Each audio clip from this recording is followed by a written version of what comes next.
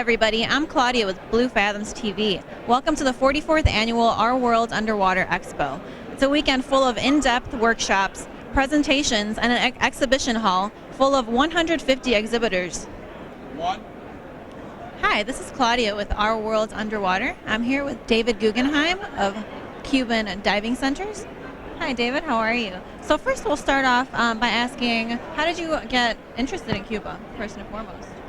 Well, I'm a marine biologist, and I was lucky enough to end up in Cuba more than 13 years ago to do conservation and research projects, and found that Cuba is absolutely a beautiful country with some of the most healthy ecosystems left, and many of them unexplored. So for me as a scientist, it was an absolute paradise, and I fall in love with the country and the people. Can you speak a little bit more about your scientific research there and what? Absolutely. My organization is a nonprofit called Ocean Doctor based in Washington, D.C., and this travel program is a partnership with Avalon Cuban Diving Services. And at Ocean Doctor, we're focused on helping our Cuban colleagues do research on coral reefs. Here we are 90 miles north, and sadly, many of our coral reefs are dead and dying. And in Cuba, it's just the opposite. The healthiest remaining coral reefs in the Caribbean. Species I haven't seen for decades. And of course, one of the questions is, why? Why are these areas so healthy? And that is an interesting scientific question. It's a very important conservation question. Okay. So what would you say your favorite marine encounter thus far has been? Well, my favorite marine encounters are the ones where I'm seeing species I have not seen in years and years. Old friends who've disappeared from the Caribbean, and this is my 40th year as a diver, and I don't see Nassau grouper. Many of us don't see a lot of these species anymore, Goliath grouper. And going to Cuba, I've been seeing these old friends and getting reunited again. And grouper, in particular, Goliath grouper, are amazing, smart animals, very curious. So imagine you don't have to go chase them. They come to you, they'll look you in the eye, they'll sit on the bottom with you as you're just looking at them like this and hang out for 5 or 10 minutes until they finally get bored and swim away. That, to me, what could be better than that? So speaking of looking fish in the eye, have you ever looked a shark in the eye? Have you ever had any shark encounters? And is that something divers should be worried about in Cuba? Just the opposite. I mean, I've never been in the water with more sharks than I've been in Cuba, but the sharks are not aggressive. These are Caribbean reef sharks and silky sharks. Another sign of a very healthy ecosystem when the predator population is there and healthy, and if you love coral reefs, you have to love sharks because they're a very important part of keeping that system healthy. My experience diving is very typical. I saw fewer and fewer sharks over the years. I'd see one or two, but imagine here I am well along in my career, and I jump in the water, I'm surrounded by 30 sharks, and I was like, oh my God, this is unbelievable. And far from being frightened, I was fascinated and just struck by their beauty. They're curious, they'll come up to you, they will look you in the eye, but it's certainly not aggressive, and it's just a huge part of the experience of diving in Cuba, and particularly in Gardens of the Queen. So can you speak a little bit more about the Gardens of the Queen and what's interesting about it?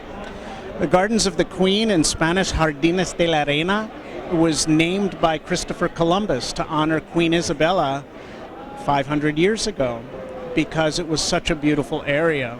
And it has become Cuba's first marine protected area and the largest protected area in the Caribbean. It's 1,000 square kilometers. It's fully protected. There's absolutely no fishing allowed. And it's been in place for nearly 20 years, and the results are spectacular. This is an area where you've got every element of that ecosystem alive and well. Corals that, for example, people who dive in the Caribbean know elkhorn coral. It is a signature species, but now 95% extinct from the Caribbean. Well, there it's alive and well, and huge stands of it go on for like 30 miles. Amazing. So I've described it when we brought 60 Minutes down and Anderson Cooper, I described it to him as a living time machine. It's a place that's an extraordinary opportunity to learn from as a living laboratory. You know, we dream of time machines to go back and see what things used to look like. Well, here's one that actually exists. So for science, it's priceless. It's a chance to really know what a healthy ecosystem looks like, and maybe has clues to help us restore coral reefs in the rest of the Caribbean and maybe around the world. Well, that's wonderful, and I'm sure a lot of Americans like myself would love to have a chance to go to Cuba. Now, what are the possibilities, and is it possible for Americans to have an opportunity like this? Starting in 2013, it's possible. We are a nonprofit conservation organization, and I've traveled to Cuba 73 times now under a research license. Now, there are certain categories of license that Americans can travel to Cuba under, but traveling as a tourist is still not legal because of this 50-year-old economic embargo that we have. But there's a category of license that recently came back. It was created under the Clinton administration. It disappeared under the Bush administration, but has recently come back, called people to people education license, which is for programs that are educational, that promote contact between Americans and the Cuban people. And so people traveling under our license are going legally, and we can bring people, including divers, to come dive with us in the Gardens of the Queen. We can bring them legally under a people-to-people license issued by the U.S. Treasury Department.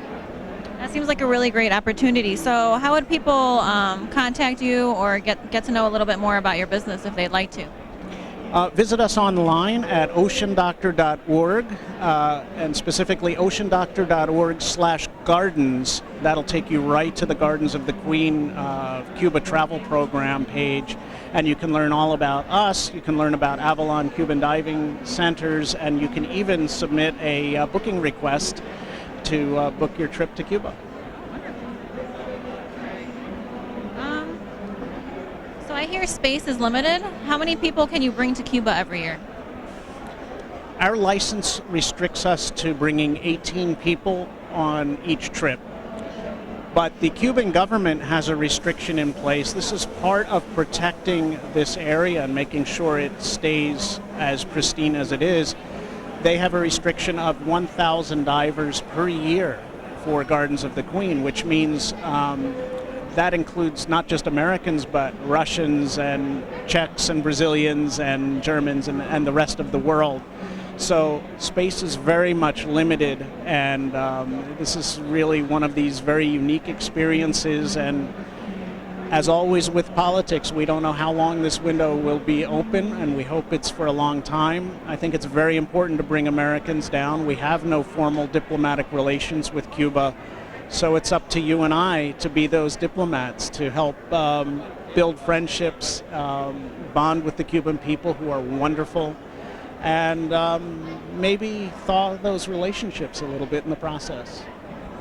Well, that's wonderful. Before we wrap up, I've heard of a little creature called a Hutia. So, well, what is a Hutia? What's special about it? Well, you know, this trip is not just about the water, it's also about the land. Part of the trip involves a few days in Havana, where we see the incredible culture of Cuba, meet the people, meet the scientists we've worked with. And when we spend time out at Gardens of the Queen, we spend time in the water, but also a little time on land.